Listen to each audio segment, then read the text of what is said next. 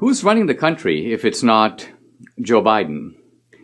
It would be interesting to know, because whoever is running the country, that's our real president. Joe Biden is in the sort of costume of president. Of course, he appeared yesterday to do his belated press conference. And at times, he didn't even seem to know what he was doing. Here's a little clip. Check it out. So the best way to get something done, if it holds near and dear to you that you like to be able to, anyway, we're going to get a lot done.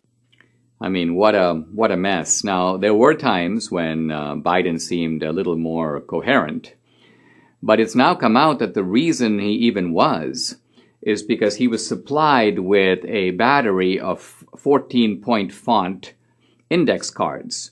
And every topic, he had his talking points. So he was sort of like a human parrot. And they told him, if the press says infrastructure, pull out your infrastructure card and start reading.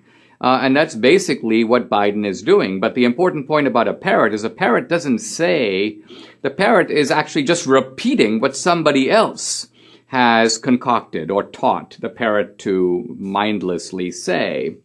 The journalists, of course, were in their usual stupefied, genuflecting, devotional, embarrassing, non-critical stance. Only one time in the whole press conference did was an intelligent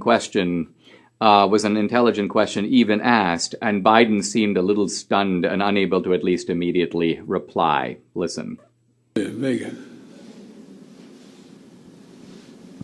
I'd like to circle back to immigration, please.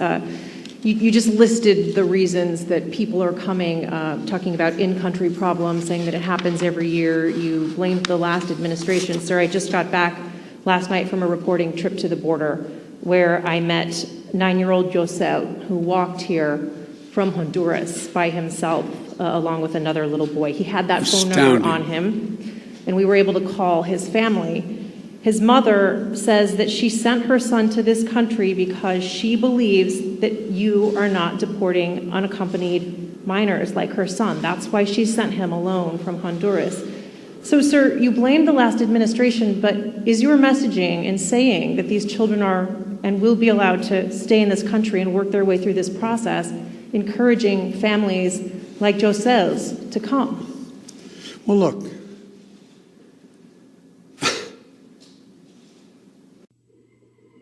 Yeah, see, it's tough for a parrot to deal with that one because that was unrehearsed. There wasn't a note card on this kid traveling from Honduras. So now there's a deeper point here that goes beyond the embarrassment of having this senile dude in the Oval Office, stage managed by aides and by the media. The point is, who is calling the shots here?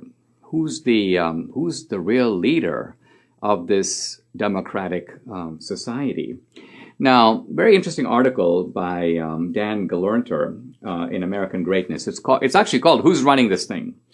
And Dan begins by invoking William F. Buckley's famous line from a while ago now, saying he would rather be governed by the first 500 names in the Boston phone directory than by the Harvard faculty. Now, this is a line that's actually, I've scratched my head over this for a quarter century, because I've been thinking to myself, what happens to a country when the Harvard faculty is actually running the country? Is that the case now? I don't mean literally the Harvard faculty, but I mean those types of people. An unelected elite is calling the shots. And I think that is the key point.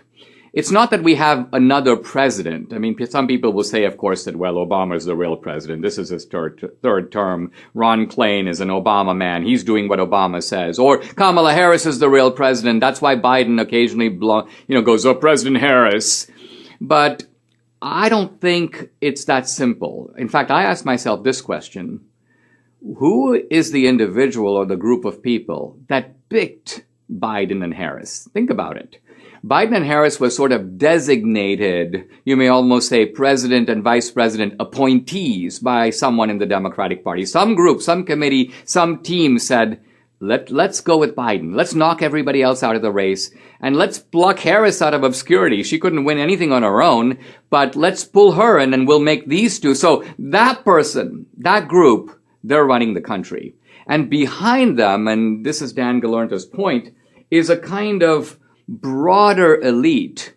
And this elite is partly in the universities, it's partly in the media, it's partly in the entertainment world. And these are the people who think of themselves as the unofficial cabinet. They're the cabinet for these people in power. Now, if we pull back and look at the implications of this, they're very startling because we are in a democracy. But in a democracy, in a representative democracy, the people don't rule directly. This is not like ancient Athens. In ancient Athens, if there were as a question, should we raise taxes? Should we play subsidies? Should we go to war? You just call the people. They all come to the Agora, 7,000 or 8,000 of them. They vote. The people decide directly. But in our type of representative democracy, the people have a say only rarely, only every 2 years or only every 4 years, and the only say they have is on who gets to rule. The real decisions are made by that ruling group or that ruling person, the president, along with the Congress. But what if the president isn't the president? What if some other group, unelected, is calling the shots that the American people have not said yes to, they haven't signed off on, and yet this group, this elite, believes that it has the authority to rule. Biden in the press conference said something very striking to me. He said, the world is now divided into two camps, the autocratic camp and the democratic camp. And when the autocratic camp, he was talking about Russia and China and potentially Iran. And of course, we are supposed to be the leader of the democratic camp. But then I thought to myself, wait a minute, in these two camps, autocracy and democracy, where do we really belong? Are we really in the Democratic camp? If it is the case that we have an unelected cabal directing Biden is just taking instructions from these people, then we're not effectively a democracy. The people have not chosen that group. Obama, some years ago, in his first term, made a comment to the New York Times that was kind of buried by the New York Times almost strategically in an article, where Obama said this. He said, it would be so much easier to be the president of China. This is Obama. I quote this in my book, America, and I provide all the citations. But what Obama was expressing here, I think, is dictator envy. Obama was saying in a democracy, in a real democracy, you have to argue, you have to fight, you've got block and tackle, checks and balances, you've got to create consensus. Why do all that? What if we had a group of people, or one person, me, and we just did whatever we wanted? Kind of like the Chinese, kind of like Xi Jinping. So I think that we are in, you may almost call it an unrecognized crisis of democracy. It's a crisis of democracy because the democracy we have seems to be fatally flawed, at least by the simple fact that we have unelected leaders who are making decisions for us. Let's remember that autocracies frequently wear the camouflage of democracy. Even in Iran, they call themselves the People's Republic of Iran. Democracy is a sham, but they go through the motions. East Germany was a German Democratic Republic, the GDR. They went through the motions. So is America moving toward a situation, not only with Biden, the president, but also with efforts to change laws and put new procedures, H.R. 1 and others in place, that would create a false democracy, the outward impression of democracy, but with token opposition, a single party ruling, picking its own, this guy's going to be the president, this one's going to be the vice president, this year it's going to be Biden and it's going to be Harris, next year it'll be Harris and the next person we pick. But who's the we that's doing the picking? This is a crisis that we need to think about and think about how to get out of, because it may well be that in the fight between democracy and autocracy, we end up being on the wrong side.